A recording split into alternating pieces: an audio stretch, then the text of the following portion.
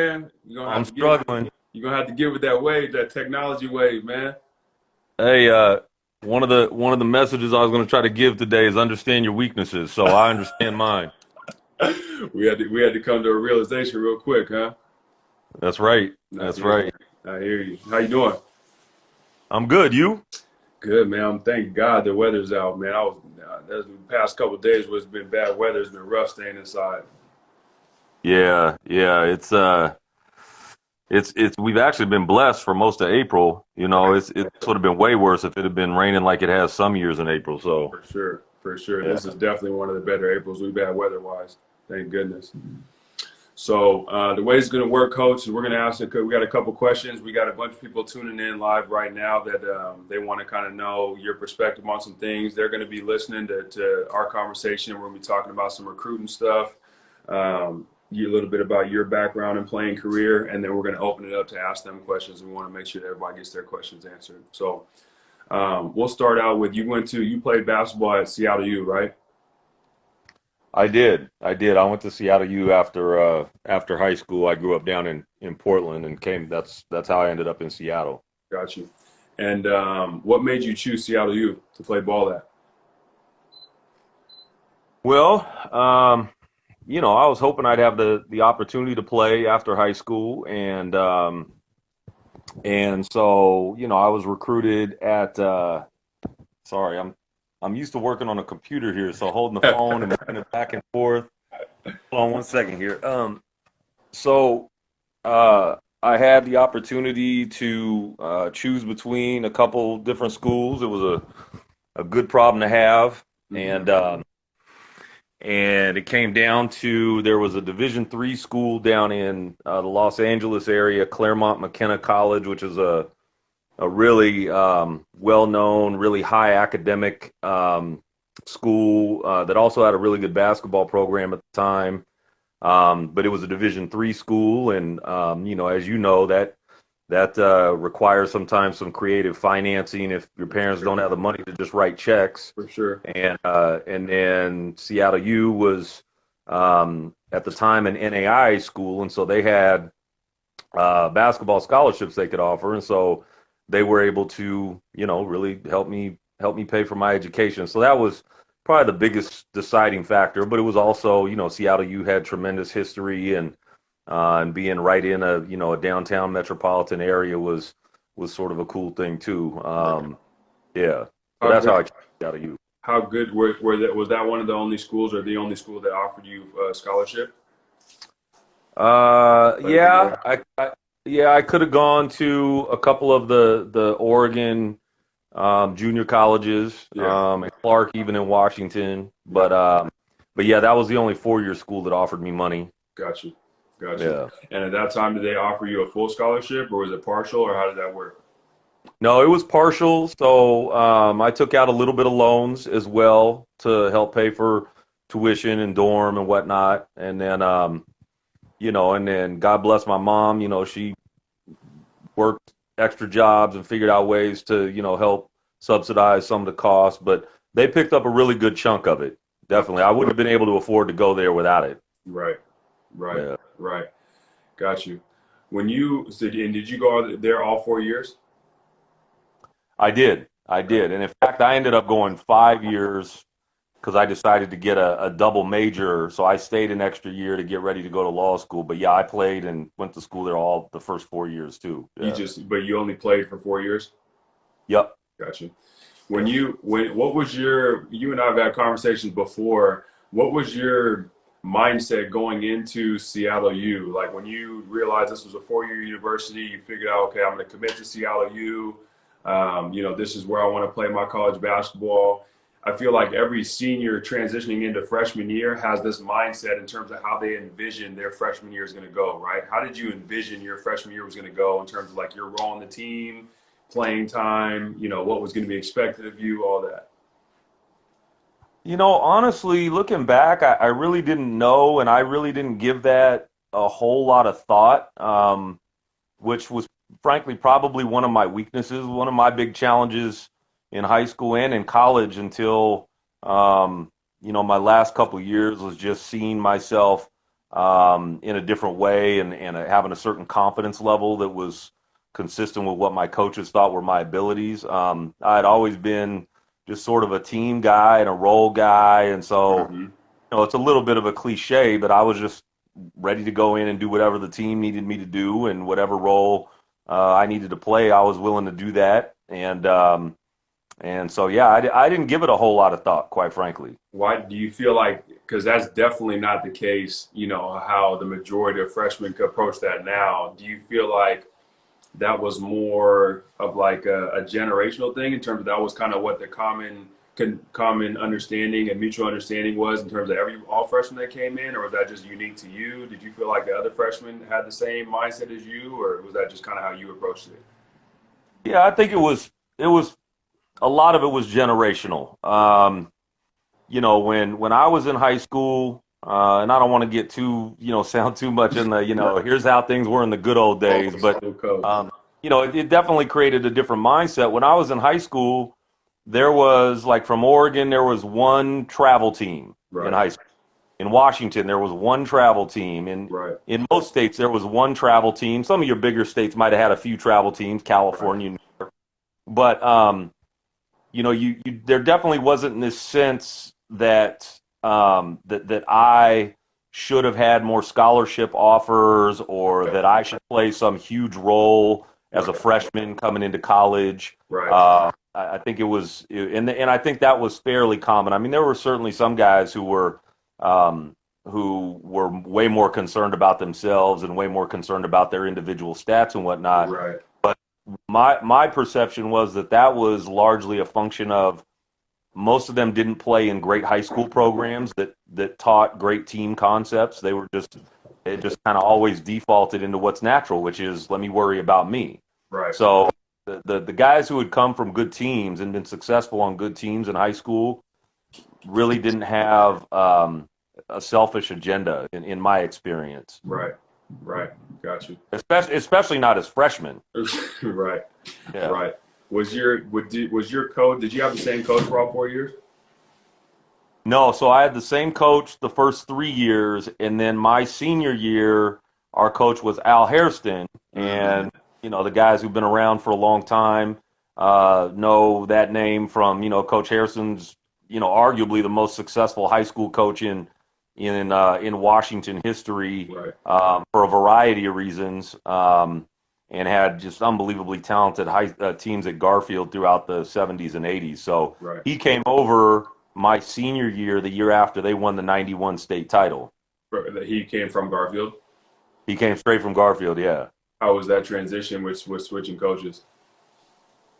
It was good. I didn't have the best experience my first 3 years in college, quite frankly. Mm-hmm. Looking back on it, some of that was my immaturities. But a lot of it was it just wasn't a great experience, and unfortunately for that coach and for me, I guess my high school experience was the total opposite. I Right. played for a Hall of Fame coach and a guy who I would have died for, and so I had this person that I was always comparing my college coach Right. to. Right. And we struggled as a team, and so that didn't go well. But then when Coach Hairston came over, Coach Hairston brought a level of discipline that I had been used to in high school. Right. One thing, if I can take the opportunity, I think there's a perception out there, and I even had it for the few years I was in Seattle before Coach Hairston came over to Seattle U. But I think there was a perception that Coach Hairston had really talented teams, and Right. he roll the ball He out, was and a those talent guys go scout. win Right. titles.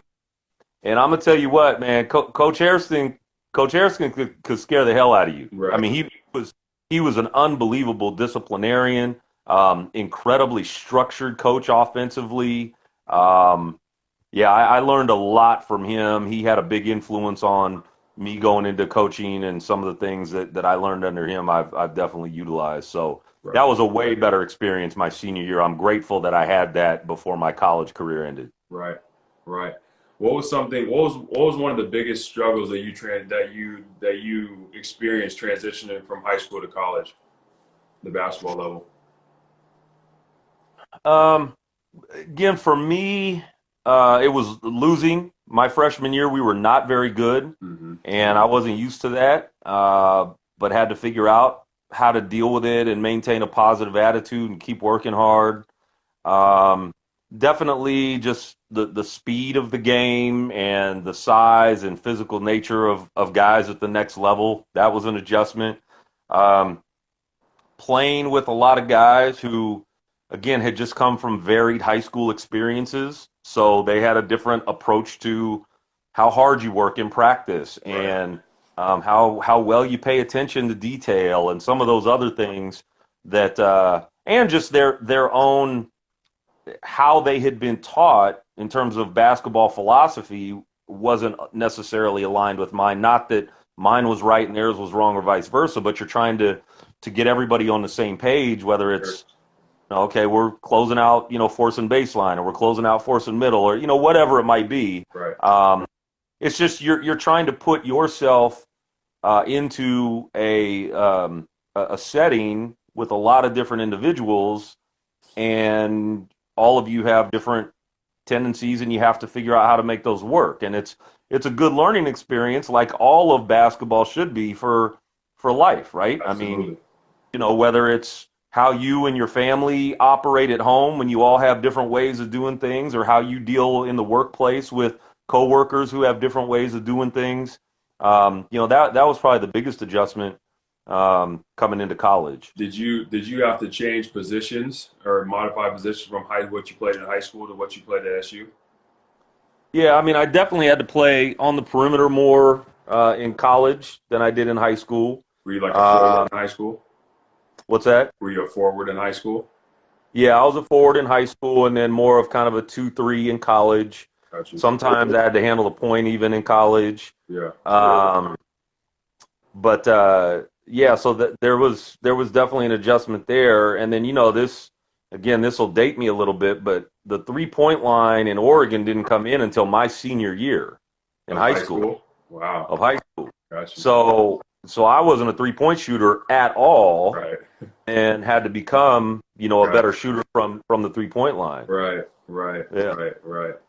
So you said that you mentioned that Coach Hairston was kind of your first introduction, or made you kind of sparked your interest in coaching. When did you know that you wanted to get into coaching? Yeah, well, I mean, I wouldn't say that Coach Hairston sparked my interest in coaching. I use some of what I learned from him now in coaching. Hmm. I really didn't think about coaching at all until I was in my second year of law school, Yeah. and a guy that I had played with at Seattle U had become a teacher and a coach, and he took the head coaching job at Ingram High School. This was Gotcha. in 1995, Mm-hmm. and and I was in my second year of law school, and he asked me if I wanted to come and help him out. And so, I decided to go ahead and help out. And right away, it made me wonder, like, why isn't this something I had pursued all along? Because it brought me back to all those things that I was fond of in my high school experience, and I was able to work with young people in a way that I know my coach had worked with me, and help build a program in a way that my coach had built a program. Um, and before law school and after undergrad, I had worked in juvenile corrections out at Echo Glen. Right. And so working with young people was already something that I enjoyed doing. Obviously, in a correctional setting, it's totally different. Right. But yeah, I mean, I fell in love with coaching right away when I started helping out my friend at Ingram. Got you. Got you. Yeah. Got you. We're obviously in some unprecedented times right now from a variety of different reasons. But how has Highline have had to pivot and change kind of what they normally do from a recruiting standpoint? Well, like everybody, everything's been online and virtual. I was able to sneak in a couple of quick campus visits before our campus shut down. But yeah, everything has been just like this, home visits on Zoom or on, Hangouts or whatever. Um, and it's been interesting because kids that we've talked to are They're a lot less wishy-washy about their decision-making process. They've either sort of decided they want to make a decision sooner Interesting. because they know that it's not likely they're going to be able to go on visits and those kinds of things, Right. or they've decided they're really going to hold out until they Wherever. hope the quarantine lifts and they're able to go do some visits. Right. So in one sense, that's been nice because at least you get some idea of a timeline for each guy you're recruiting, which allows you to then make decisions about whether you want to go ahead and hold an offer open or not. So, Right. um, Right. so that's been a little bit different, but yeah. Right. So we'll have one more question before we get into the Q&As from people that are tuning in right now. What do you recommend? You know, I feel like parents kind of the involvement of the parent and child relationship in youth sports is kind of a whole nother conversation that we can have. We'll go on for another hour about that in itself. But pivoting from there, with you having kids that play basketball and play competitive basketball, what do you tell yourself in terms of how do you maintain that relationship with you being a coach, even though you don't coach them per se? How do you still make sure that you maintain that parent and that father first relationship while still obviously trying to push them in the direction that they want to go, you know, with basketball and helping them out? How do you balance, you know, being the dad and also knowing basketball probably more than most parents do? Yeah. Yeah, well, it's tough, I'll tell you that. And I do feel blessed because I have the coaching perspective. And so I've had conversations fairly recently with some people about this. It's interesting because, you know, especially as my kids have gotten older now too, you know, we have a sophomore in high school and a seventh grader, and things become more competitive. I feel those parent instincts kicking in, Right.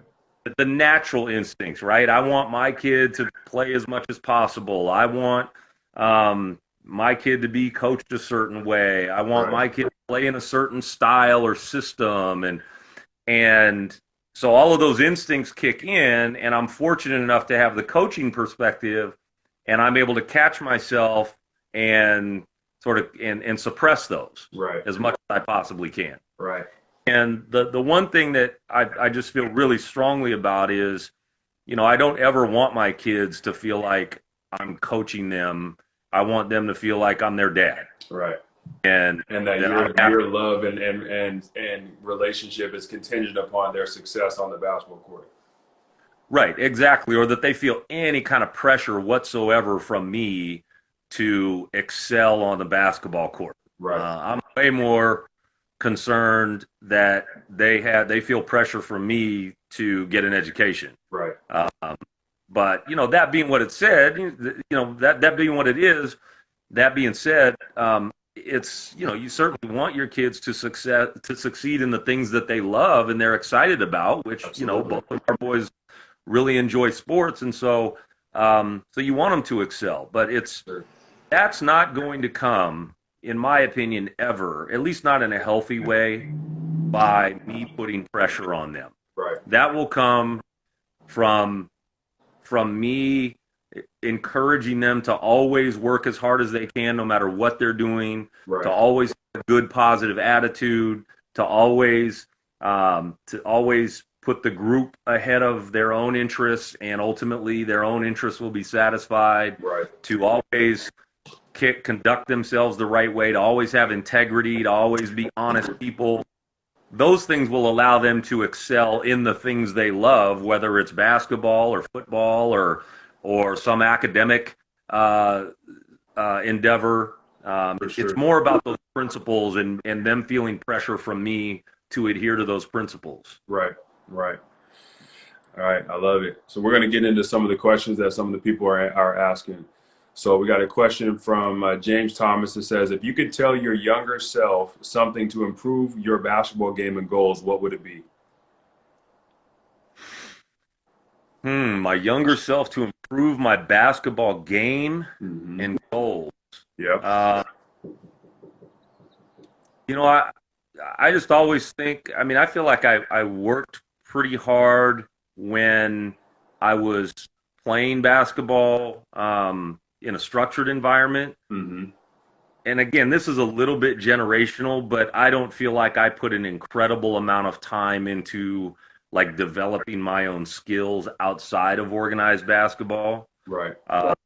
And again, there weren't quite the same opportunities. There wasn't the same pressure, if you will, because nobody else was doing it. There was basketball season, and then there was summer league, and in between all of that time, you just went and played at the park, and you played games and you played one-on-one and that sort of thing. So Right.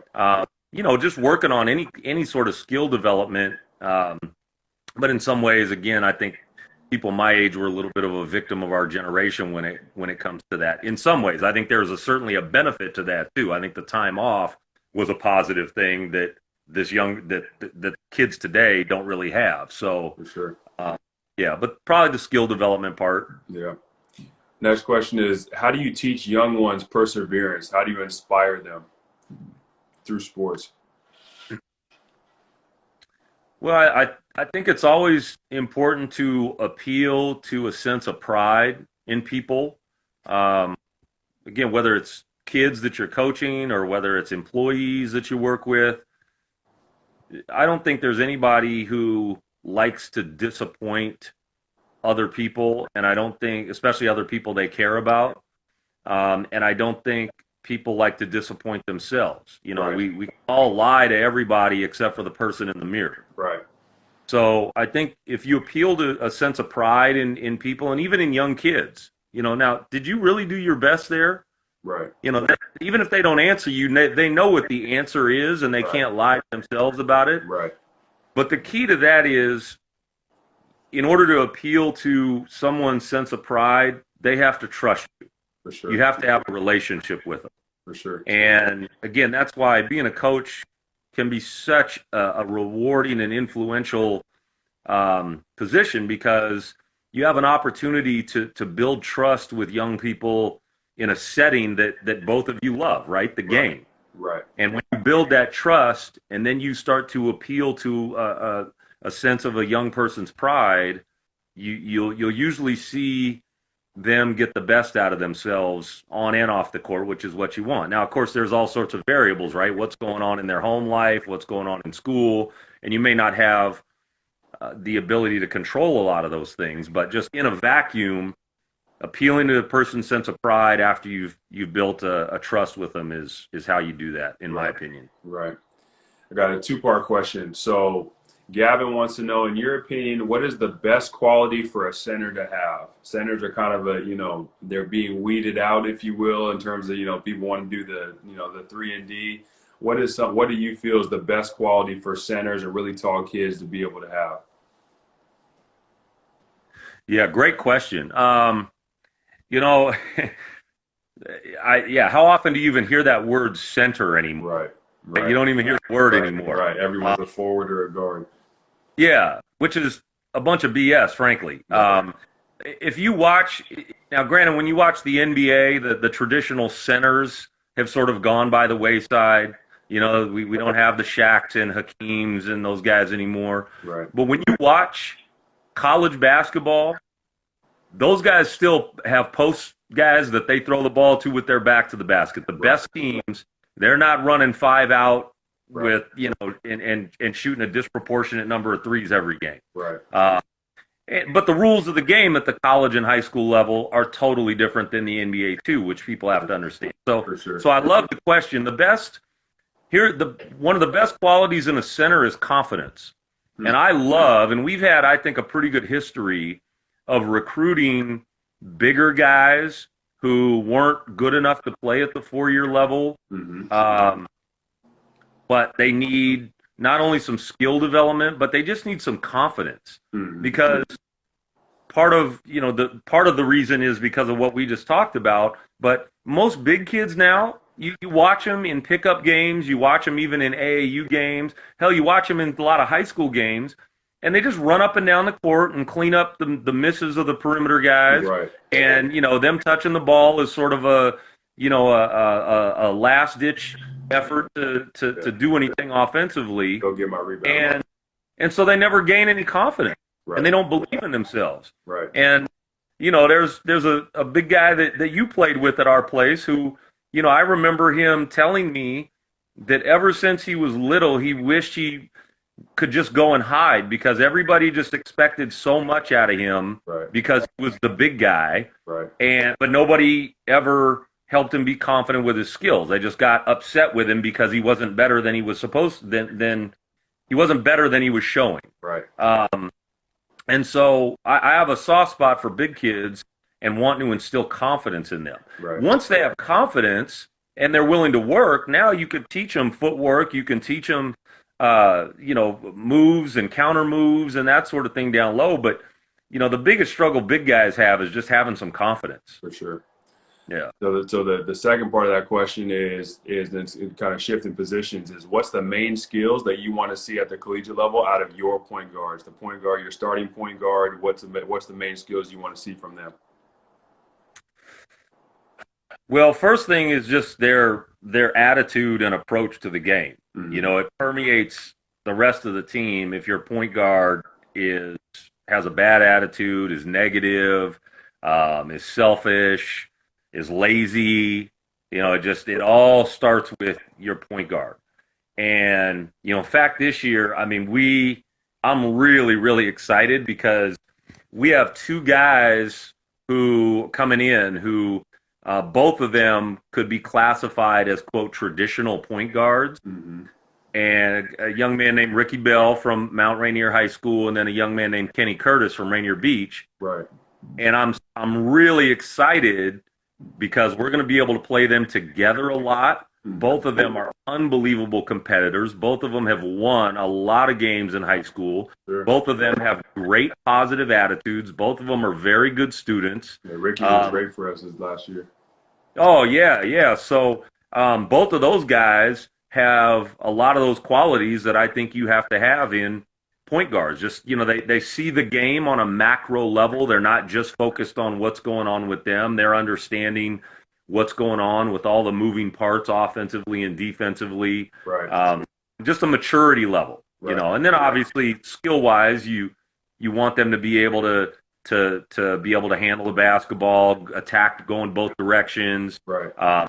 Be under control, right? Because a lot of times they're not going to get to the rim the way they did in high school, right. And then of course the ability to shoot the ball is huge too. You don't want them being a liability out there, right? Yeah. Next question: what are some qualities that a player needs to have to go far in their basketball career?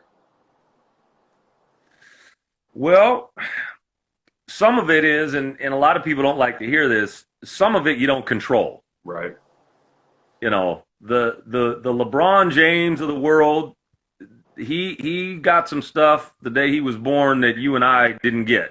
Right. That gives him an opportunity to, his basketball career, the potential of his basketball career is exponentially higher than you and me. Right.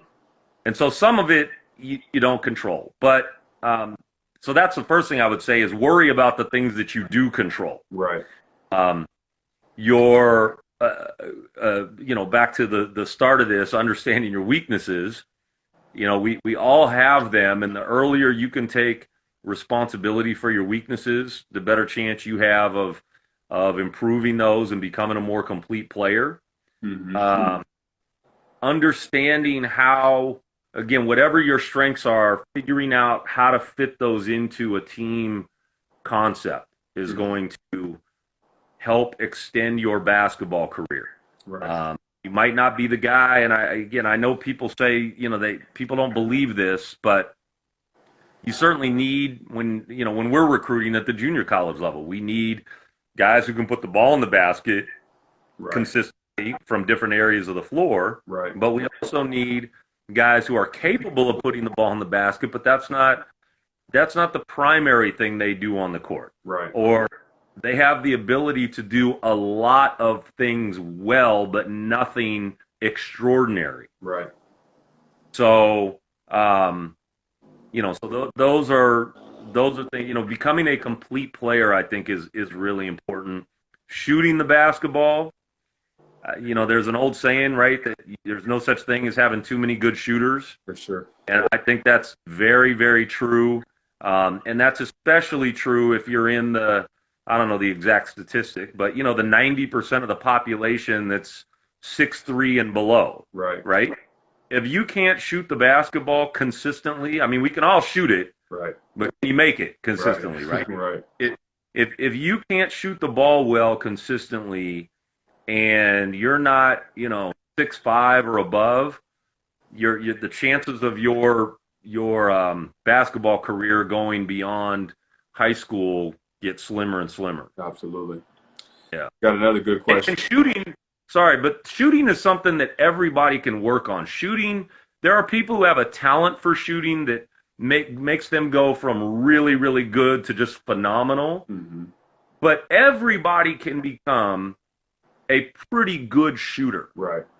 If you learn the right mechanics and you're willing to put in the time and the repetition, everybody can become a pretty good shooter. Now, your ability to get open for shots and some of those Right. kinds of things is going to be dictated by physical tools. Right. But everybody can become a pretty good shooter. Right. Right. You don't necessarily need to have a trainer with you all day, every day. Once you get some good coaching and you understand the basic fundamentals, it really boils down to how much work you're going to put in. Yep. Yeah. Got another good question. Who should players or parents contact when trying to connect with colleges? How do they know who to direct? They go straight to the head coach. They look for assistant coaches. Who do they look for? Well, it depends on the level. If you're trying to contact Division I head coaches, you're probably not going to have much luck. So you need to be trying to reach out to their assistant coaches. Probably even the same thing at really at most four-year schools. At the junior college level, where we have assistants, but depending on the program, the assistants may have more or less recruiting responsibilities. Right. It's not going to hurt to reach out to, excuse me, a head coach at the junior college level. But I think the most important part of that is being very realistic about who it is you're reaching out to. Mm-hmm. If you are a senior and you've had no serious Division I interest, and I'm not talking about, you got a form letter when you were a sophomore after the AAU circuit that summer. Right. If you haven't been getting serious Division I interest, you're probably, quite honestly, wasting your time reaching out to Division I head or assistant coaches. Right. Get with somebody that you trust, who is not going to tell you only what you want to hear, but who's going to tell you what you need to hear, and have them give you an honest evaluation of the level you should be reaching out to. Because quite frankly, most people have a little bit of a distorted perception of not only how good they or their kids are, but how good the levels are. Right? That anything below Division I, you should be able to just call them up and join. They should be begging you to come. Exactly, and that's just flat out not the case. So you have to get with people who are again not only knowledgeable, but who are going to be objective with you and give you the right information. One of the things I'll never forget, my high school coach, the season before, or excuse me, the fall before my senior year, he sat me down along with all of our other seniors, and he said, okay, you're probably going to be recruited at the Division III or NAIA level. Mm-hmm. If something higher than that comes along, that's great. But these are the people you need to make sure you're responding to. Right. And, to this day, I'm grateful to him because I didn't turn up my nose when Seattle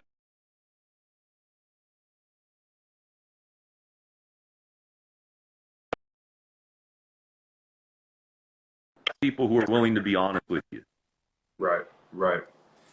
How do you prepare, Coach Ice says, how do you prepare your sophomores for their next hoop home? So for you, you're a junior college, you got guys for 2 years. What do you do to prepare guys aside from kind of, telling them, giving them an honest evaluation, hey, this is where you should be paying attention to? What do you guys do as a program over the next 2 years? And particularly, as they get to be sophomores, how do you prepare them to lead?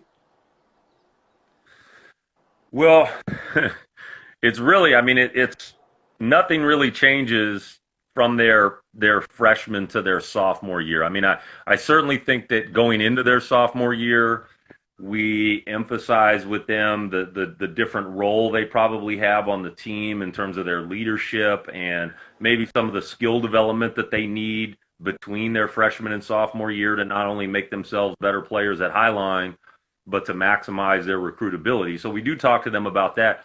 But from day one, our focus is our guys moving on to the next level. That is what junior college is first and foremost supposed to be about. Right. And we take a lot of pride in that. And the thing that gets overlooked, unfortunately, with a lot of guys is the academic side of it. Right. And a lot of times it's after it's too late that they start realizing how serious they need to be about the school part of it. We've got incredible structure in place, and incredible athletic advising and academic advising for our athletes. And, you know, we let them know that you can't wait until your sophomore year to start getting serious about this, or it's likely over. Exactly. So that's what we really try to do is their freshman year, make sure they're dialed in academically so that they're not playing catch up. And when schools are really looking to start recruiting in the fall of their sophomore year, we're not having to say, well, he might graduate, he might not. He still hasn't taken his college level math, but he's going to do that in the spring. You know, they don't have time to wait around for all of that. Right. Yeah. Right. That makes sense. Last question. So, what stands out to you the most when you're seeing and first recruiting a player?